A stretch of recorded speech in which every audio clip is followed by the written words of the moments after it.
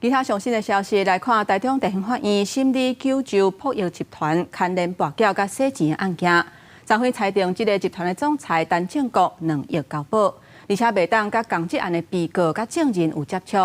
因为陈正国伫咧2月进前，若无从到这个交保的金额，为23开始会延长期限2个月。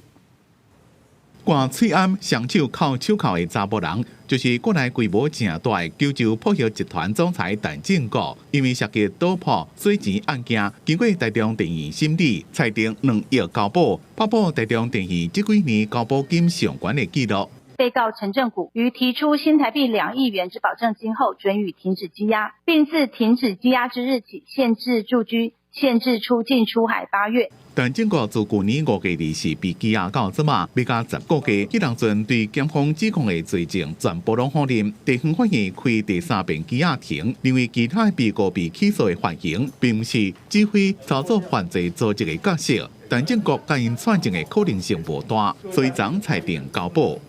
就其等答辩的方向已有厘清，与其等在侦查中的供述并无二致。于侦查中业经拒绝作证，降低串证的危险。被告如果能提出新台币2亿元的保证金来供担保，应该可以对被告产生相当程度的心理约束力。合议庭讲，虽然抑个是有羁押的原因，然而考虑到陈正国以犯罪情节、所得、身份地位、身体状况，抑个被扣押的财产，已经无羁押的必要。所以裁定2亿交保，交保期间除了袂当甲共案的被告甲证人有任何联络，每拜3甲拜6的早起，也到指定的派出所报到。然过2月进前若无撞到2亿的交保金，那咧2、3开始就会延长羁押2个月。